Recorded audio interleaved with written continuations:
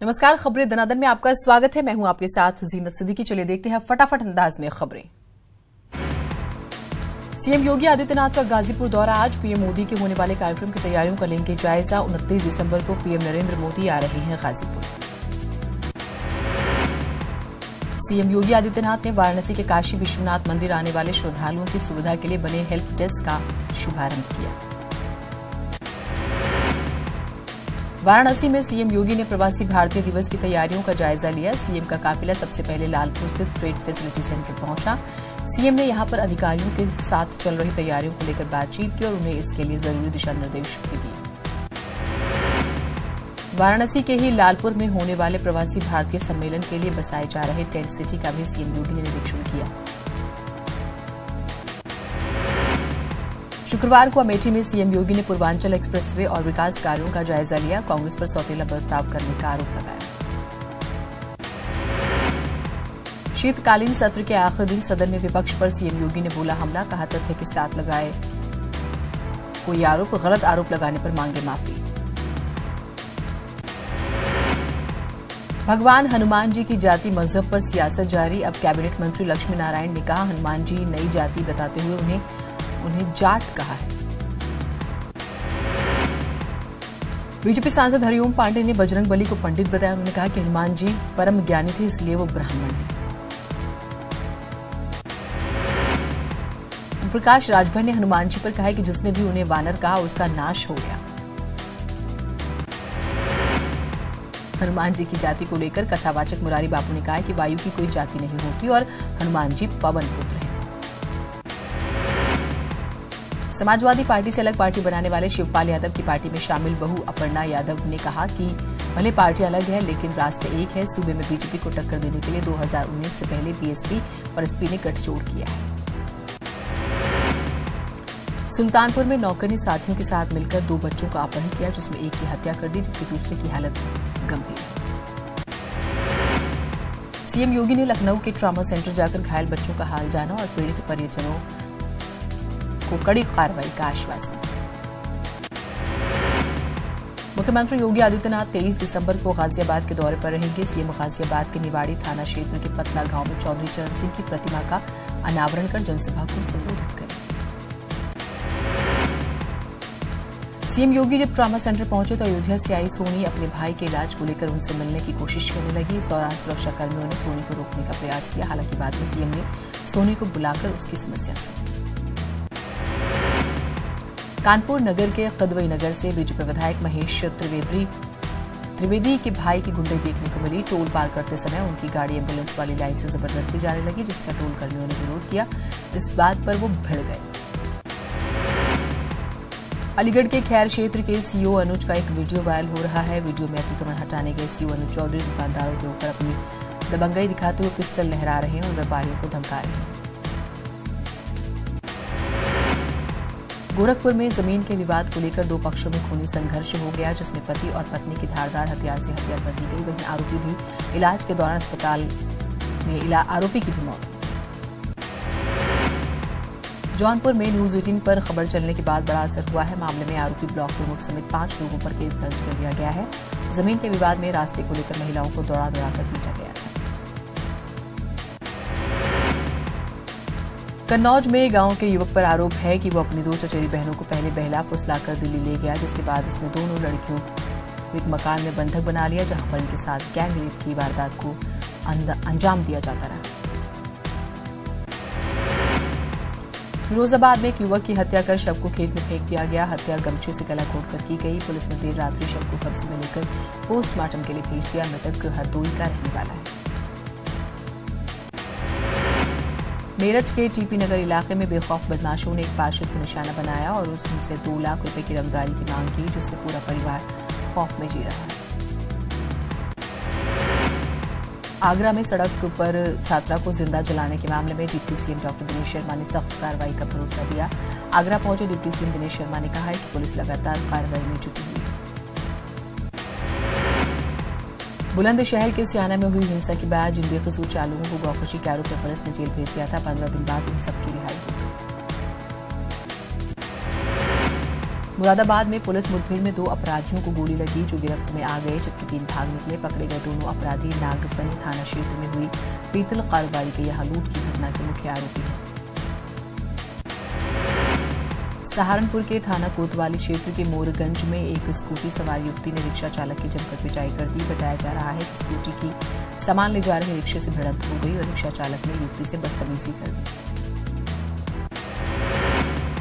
बुलंदशहर के खुर्जानगर कोतवाली क्षेत्र में बदमाशों ने घर में घुसकर एक विधवा महिला की दुष्कर्म के बाद बेरहमी से हत्या कर दी और महिला का मोबाइल लेकर मौके से चले गए।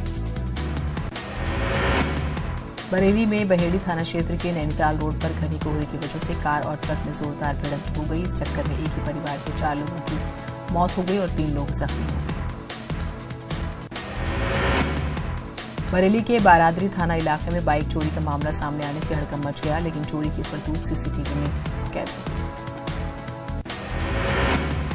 आगरा के बाहा थाना क्षेत्र के अहमदपुरा गांव में खेत में सो रहे किसान की गोली मारकर हत्या कर दी गई। इस वारदात को पुरानी रंजिश के चलते अंजाम दिया गया। औरैया के बिदुना कोतवाली इलाके के किरतपुर गांव में एक शख्स का शव पेड़ से लटका मिलने से सनसनी फैल गई। इस वारदात की सूचना के बाद पुलिस जांच में जुट गई है। आगरा के एतमाउद्दौला इलाके में टेढ़ी बगिया इलाके में दबंगों ने सरेआम फायरिंग की और फिर सब्जी वालों को ठेलों को भी पलट दिया। फिलहाल पुलिस मामले की जांच में जुट गई है। कानपुर में भी न्यूज 18 की खबर का असर हुआ है, जिसके बाद पुलिस ने उस शोरूम के खिलाफ अभियान चलाया जो कि महिला कॉलेजों के आसपास घूमते थे और छात्राओं के साथ छेड़खानी करते थे। नोएडा में फर्जी कॉल सेंटर्स पर पुलिस का शिकंजा कस गया है। पुलिस ने अवैध रूप से चल रहे कॉल सेंटर्स का पर्दाफाश करते हुए 126 लोगों को गिरफ्तार किया। बदायूं के थाना उघैती इलाके में गुरुवार को होमगार्ड की गोली मारकर हत्या कर दी गई थी। एसएसपी बदायूं ने होमगार्ड के परिजनों को पुलिस की ओर से एक दिन के वेतन से करीब 20 लाख रुपए की आर्थिक सहायता की घोषणा की है। गोरखपुर पुलिस ने चेन स्नैचर्स के शातिर गैंग का खुलासा करते हुए गैंग सरगना समेत 3 बदमाशों को गिरफ्तार किया। इनके पास से नकदी, आधार कार्ड समेत बकाया नंबर की एक बाइक बरामद की गई। मथुरा के थाना सुरीर इलाके में सड़क पर युवक की लाश मिलने से सनसनी फैल गई। युवक की पहचान ग्राम राजगढ़ी निवासी पप्पू के रूप में की गई। अमरोहा में एक बार फिर से सरकारी डॉक्टरों और स्टाफ की वजह से एक नवजात शिशु की बलि चढ़ गई। आरोप है कि डॉक्टरों की गैर मौजूदगी में स्टाफ ने समय से पहले महिला का प्रसव करा दिया, जिसकी वजह से नवजात की मौत हो गई। कानपुर के नौबस्ता थाना क्षेत्र में तेज रफ्तार ट्रक ने बाइक को जोरदार टक्कर मारी, जिसमें बाइक सवार की मौत हो गई। ट्रक ने भागने का प्रयास किया, मगर जाम की वजह से लोगों ने चालक को पकड़ लिया। लखनऊ में बीएड टेट 2011 के अभ्यर्थियों ने कैबिनेट मंत्री ओम प्रकाश राजभर के आवास का घेराव किया, जिसके बाद ओम प्रकाश राजभर ने अभ्यर्थियों को आश्वासन दिया है कि उनके मुद्दों को सदन और सीएम के सामने उठाया जाएगा। लखनऊ में शुक्रवार को all India bank officers confederation की ओर से बुलाई गई हड़ताल में बैंक कर्मचारियों ने शिरकत की। हालांकि इस हड़ताल की वजह से लोगों को खासी मुश्किलें हुई। बरेली में भी all India bank officers confederation की ओर से बुलाई गई हड़ताल में कर्मचारियों ने शिरकत की। राम की नगरी अयोध्या में रामकथा का आयोजन 22 दिसंबर से 30 दिसंबर के बीच होने जा रहा है, लेकिन रामकथा शुरू होने से पहले आयोजन विवादों में आ गया, क्योंकि इस आयोजन में कथावाचक मुरारी बापू ने मुंबई की वेश्याओं को आमंत्रित कर लिया था। बरेली नगर निगम के निर्माण विभाग ने कमीशनखोरी के लालच में एक बड़ा कारनामा कर दिखाया है। जिस सड़क पर पैचवर्क के लिए कहा गया था, वहां नई सड़क बना डाली। मोदी सरकार ने वीआईपी कल्चर खत्म करने के लिए लाल और नीली बत्ती के इस्तेमाल पर रोक लगा दी है, लेकिन मथुरा में एसडीएम अपनी गाड़ी में नीली बत्ती लगाए घूम रहे हैं। गाजियाबाद में प्राइवेट स्कूलों की मनमानी रुकने का नाम नहीं ले रही है। गाजियाबाद के इंदिरापुरम इलाके में कुछ प्राइवेट स्कूलों ने आदेश के बाद भी टाइमिंग में बदलाव नहीं किया है।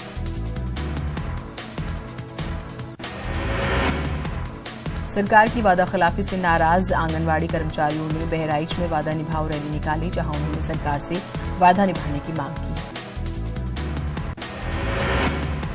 ललितपुर के मिर्चवाड़ा गांव में एक निजी कंपनी ने बिजली प्लांट खोला था, लेकिन प्लांट से भारी मात्रा में निकलने वाली राख की वजह से लोगों को भारी परेशानियां हो रही हैं। खेतों की उपजाऊ शक्ति कम होती जा रही है। छत्तीसगढ़ में कांग्रेस को जीत दिलाने में अहम किरदार निभाने वाले प्रभारी पीएल पुनिया जब लखनऊ पहुंचे तो उनका जोरदार स्वागत किया गया। यूपी कांग्रेस ऑफिस पहुंचने पर पीएल पुनिया को कांग्रेस नेताओं और कार्यकर्ताओं ने फूल मालाओं के साथ उनका स्वागत किया। नोएडा के सेक्टर 125 में मौजूद एमईटी यूनिवर्सिटी में 70वीं इंडियन फार्मास्यूटिकल कांग्रेस का आयोजन किया गया। 3 दिन तक चलने वाली इस कांग्रेस का उद्घाटन उपराष्ट्रपति वेंकैया नायडू ने किया। प्रयागराज में कुंभ मेले की तैयारियों में प्रशासन जुटा हुआ है। गंगा और यमुना नदी में हादसों को रोकने के लिए एनडीआरएफ की टीमें लगाई गई हैं, जो अपने नाविकों को ट्रेनिंग दे रही हैं। मिर्जापुर में हिंदू युवा वाहिनी के कार्यकर्ताओं ने टीएम कार्यालय का घेराव कर प्रदर्शन किया। इस दौरान उन्होंने गंभीर आरोप लगाए और जिला प्रशासन पीड़ितों की समस्याओं की अनदेखी करने का आरोप भी लगाया। भारत में हुई नोटबंदी का असर एक बार फिर से नेपाल में देखने को मिल रहा है। कुछ दिनों पहले नेपाल ने भारत के 100 रुपए से बड़ी करेंसी को पूरे देश में बैन कर दिया, जिसका असर उत्तर प्रदेश, बिहार, उत्तराखंड और बंगाल में देखा जा रहा है। यूपी में थाने, शौचालय से लेकर कई इमारतों पर भगवा रंग चढ़ने के बाद अब देवरिया का प्राथमिक स्वास्थ्य केंद्र पर भी भगवा रंग चढ़ गया है। हालांकि अस्पताल प्रशासन का कहना है कि इस रंग से लोगों को ऊर्जा मिलती है। प्रयागराज में कुंभ के दौरान राम मंदिर के मुद्दे पर विश्व हिंदू परिषद और द्वारिका पीठ के शंकराचार्य स्वामी स्वरूपानंद सरस्वती की ओर से 2 अलग अलग धर्म संसद बुलाए जाने पर अखिल भारतीय अखाड़ा परिषद अध्यक्ष महंत नरेंद्र गिरी ने कहा कि इससे सनातन धर्म विघटन की ओर जा रहा है। बांदा में डीजीपी के निर्देश पर सैनिक सेल का गठन किया गया, जहां पुलिसकर्मियों और सैनिकों की समस्याओं का निस्तारण किया जाएगा। प्रयागराज में राम नाम का जप करने के लिए बाबाओं ने हाईटेक मशीनों का सहारा लिया। बाबा कुंभ में रुद्राक्ष और स्फटिक की मालाओं के साथ जप करते नहीं दिखाई देंगे। जौनपुर में एक निजी कार्यक्रम में राज्यपाल राम नाईक शामिल हुए, जहां उन्होंने सूबे में हो रहे विकास कार्यों और नई व्यवस्थाओं को लेकर जानकारी दी। ललितपुर में पुलिस अधीक्षक कैप्टन मिर्जा मंजर बेग ने पुलिसकर्मियों की छुट्टी की समस्याओं को देखते हुए एक नई पहल की शुरुआत की है। पुलिसकर्मियों के घर बच्चों के जन्म दिवस पर पुलिसकर्मियों को 1 या 2 दिन के अवकाश की व्यवस्था की गई है। राज्य में क्लिनिकल एस्टैब्लिशमेंट एक्ट के विरोध में उतरे प्राइवेट डॉक्टर्स काली पट्टी बांधकर करेंगे विरोध। कल और परसों बंद रहेंगी ओपीडी, जबकि 25 दिसंबर को निजी डॉक्टर अपनी प्रैक्टिस बंद करेंगे। प्राइवेट डॉक्टर्स ने बड़े आंदोलन का ऐलान कर दिया है। असल में प्राइवेट अस्पतालों में मरीजों को बेहतर इलाज और अच्छी सुविधाएं मिल सके, इसको लेकर सरकार क्लिनिकल एस्टैब्लिशमेंट एक्ट लागू करने पर विचार कर रही है। उत्तराखंड के पूर्व स्पीकर और जागेश्वर से विधायक गोविंद सिंह कुंजवाल की अचानक तबीयत खराब हो गई, जिसके बाद उन्हें धौलादेवी में भर्ती किया गया। गैरसैंण विकास परिषद की बैठक को लेकर मामला काफी गंभीर हो गया है। विधानसभा अध्यक्ष प्रेमचंद अग्रवाल ने ऋषिकेश में कहा है कि सीडीओ परिषद का पदेन सचिव है और सीडीओ के माध्यम से सभी अधिकारियों को प्रॉपर सूचना दे दी गई थी, लेकिन सूचना के बाद भी कोई अधिकारी बैठक में नहीं पहुंचा। स्पीकर भले ही अधिकारियों को बुलाने का दावा कर रहा हो, लेकिन 19 दिसंबर को गैरसैंण विकास परिषद की बैठक में अफसरों के नहीं पहुंचने पर मुख्यमंत्री त्रिवेंद्र सिंह रावत खुद अधिकारियों के बचाव में आ गया। रुद्रप्रयाग के बांसवाड़ा में ऑल वेदर रोड पर पहाड़ी दरकने से बड़ा हादसा हो गया। 7 लोगों की मौके पर ही मौत हो गई, 2 लोग गंभीर हो गए। चारधाम रोड परियोजना में निर्माण कंपनियों की मनमानी की वजह से लोगों के लिए चीका जंजाल बन गई है। ये जगह जगह ट्रैफिक रोकने और मलबा सड़कों पर बिखरे होने से मिनटों का सफर घंटों में तय हो रहा है। रुद्रप्रयाग हादसे पर मुख्यमंत्री त्रिवेंद्र सिंह रावत ने गहरा दुख जताया। चमोली पहुंचे त्रिवेंद्र सिंह रावत ने कहा कि वो पूरे मामले में जानकारी लेने के बाद पूछ रहे हैं। रुद्रप्रयाग में हुए हादसे पर सचिव आपदा प्रबंधन अमित नेगी ने कहा कि एसडीआरएफ और जिला प्रशासन की टीमें रेस्क्यू कार्य पर लगाई गई हैं। मामले की मजिस्ट्रेट जांच के भी आदेश दिए गए। ऑल वेदर रोड का निर्माण पिथौरागढ़ में भी हो रहा है और यहां रोड को लेकर स्थानीय लोग सड़कों पर उतर गए हैं। आरोप है कि घाट से लेकर पिथौरागढ़ तक की सड़क में कार्यदायी संस्था नियमों को ताक पर रखकर काम कर रही है।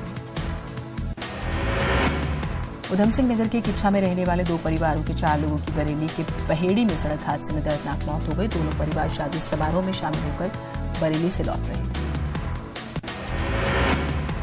पौड़ी में भी एक हादसा हुआ है। देवप्रयाग रोड पर घुड़दौड़ी के पास पौनीचों से भरा एक ट्रक 200 मीटर खाई में जा गिरा। हादसे में ट्रक ड्राइवर की मौके पर ही मौत हो गई, जबकि क्लीनर की हालत गंभीर है।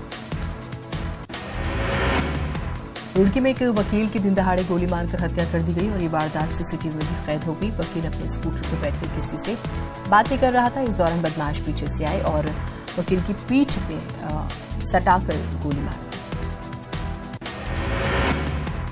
देहरादून के एमकेपी कॉलेज में कक्षा 11 में पढ़ने वाली एक छात्रा को बीते 1.5 महीने से परेशान कर रहे मंचलों ने अगवा करने की कोशिश की। इस दौरान वहां मौजूद लोगों ने बीच बचाव किया और समीर खान नाम के हमलावर को पकड़ लिया। आईआईटी रुड़की में पीएचडी की छात्रा के साथ छेड़छाड़ मामले में हर दिन नया मोड़ आ रहा है। आईआईटी के छात्र और प्रोफेसर छात्रा के विरोध में खड़े हो गए हैं और उन्होंने परिसर में शांतिपूर्ण मार्च निकाला। हल्द्वानी में अपने सीनियर अधिकारी के साथ मारपीट करने वाले सिपाही को सस्पेंड कर दिया गया। आरोपी सिपाही ने सब इंस्पेक्टर के साथ पहले बदमिजाजी की और फिर वर्दी भी फाड़ दी। सबके सामने गंदी गालियां भी दी। 19 दिसंबर को कांग्रेस भवन पर हुए हमले का मामला शांत होता नहीं दिख रहा। कांग्रेस ने आरोपियों पर कार्रवाई की मांग करते हुए राज्यपाल को ज्ञापन सौंपा। राज्य में स्लॉटर हाउस बंद करने के मामले में नैनीताल हाईकोर्ट ने राज्य सरकार को नोटिस जारी कर पूछा है कि सरकार बताए, जब हाईकोर्ट ने 2011 में 3 साल के अंदर स्लॉटर हाउसों को अपग्रेड करने के आदेश दिए तो क्यों अब तक कोई कार्रवाई नहीं की गई। भ्रष्टाचार के आरोप में गिरफ्तार उत्तराखंड आयुर्वेद विश्वविद्यालय के निलंबित कुल सचिव की पत्नी श्वेता मिश्रा को हाईकोर्ट ने बड़ी राहत दी। हाईकोर्ट की एकल पीठ ने उनकी गिरफ्तारी पर रोक लगा दी। उत्तराखंड ओपन यूनिवर्सिटी के छात्रों को विश्वविद्यालय अनुदान आयोग ने बड़ा झटका दिया है। आयोग ने विश्वविद्यालय में साल में 2 बार एडमिशन करने के नियमों पर रोक लगा दी है।